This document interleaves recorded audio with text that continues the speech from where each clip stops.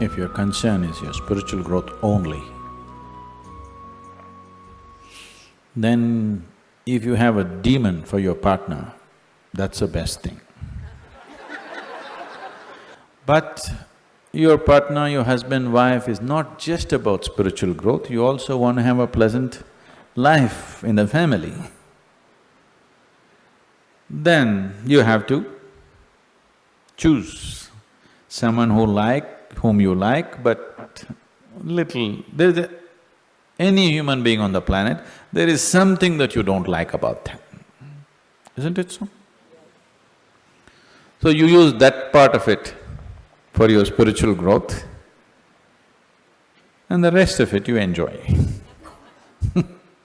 Just as life.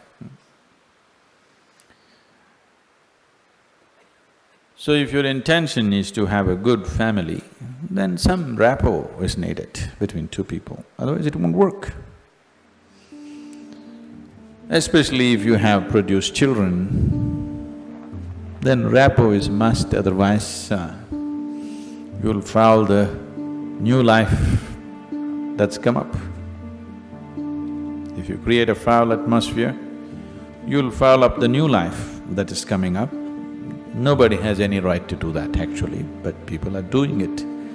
But no human being has any right… You can mess yourself up as much as you want, that's up to you. But you can't mess up a fresh life that's just coming up. So, if you're looking for good life, family life, then one has to find rapport.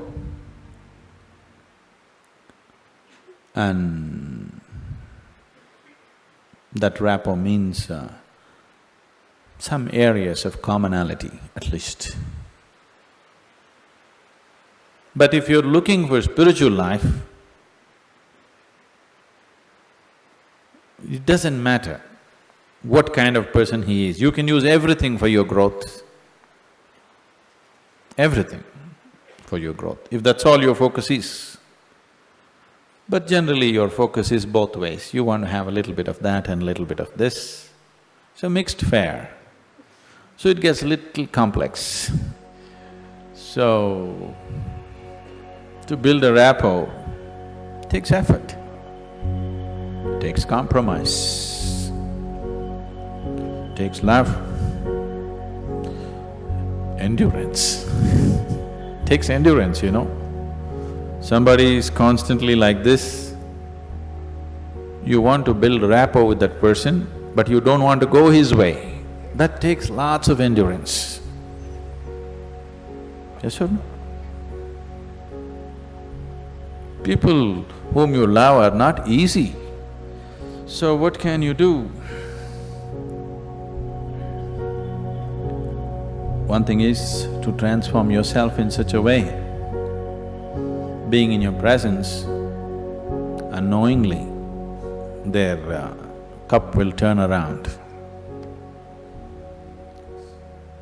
Just yesterday, the other day I just went out in the rain, I went out and it started raining and I was carrying both my India phones because I was expecting some calls and one is India, one is Europe, one is America, 3 phones I had.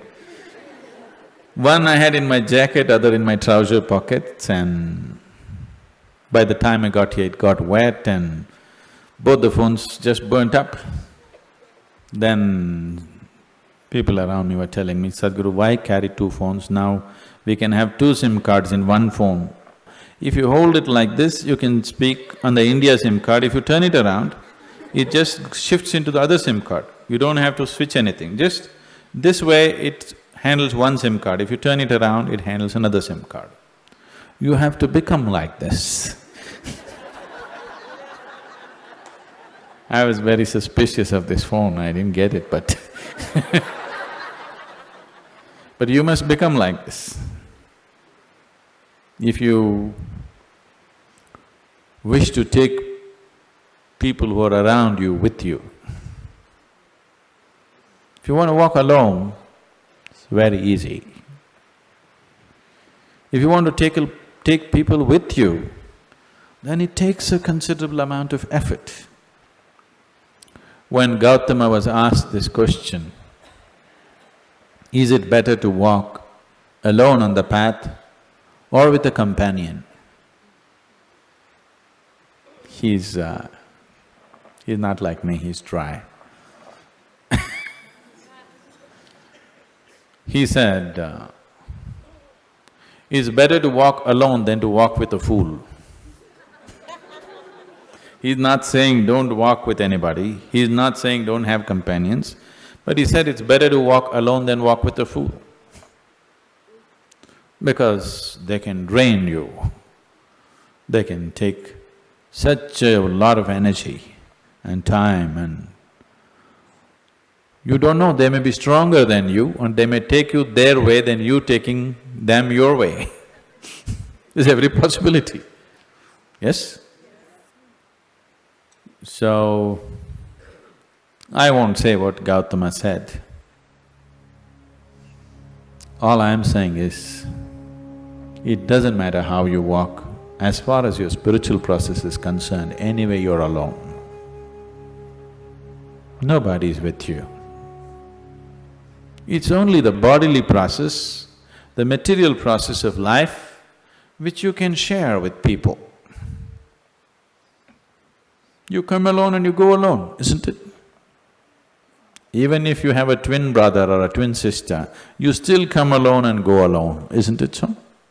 So when it comes to the spirit, anyway, you walk alone. So don't mix that up. So that part of it you handle well. The material part of it, according to your capability, to what extent you can do it, you do it. They come your way, it's wonderful.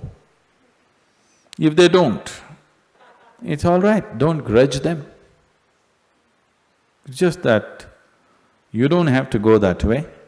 Maybe someday, when the doctor tells you your liver is in a bad state, he may seek divine, you know. Yes.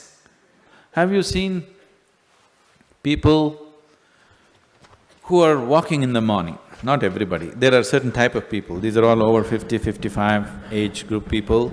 They have become lean and they're walking briskly every day, religiously they are there. These are all people who generally had a cardiac problem. They almost died. Then their doctor told them, either you do this or you're gone.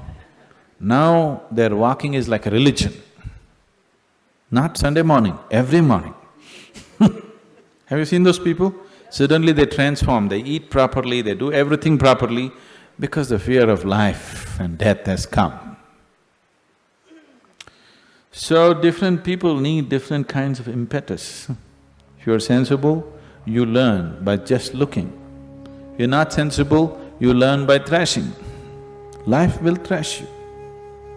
The material part of your life is never 100% proper, it never can be. Isn't it so? Is there any family which is a perfect family? Is there any relationship which is a perfect relationship? Is there any business which is a perfect business? Is there any career which is a perfect career? There is no such thing, don't seek that. Your life will become wasteful and fanciful if you seek such things. They all happen to the extent you're capable of handling them.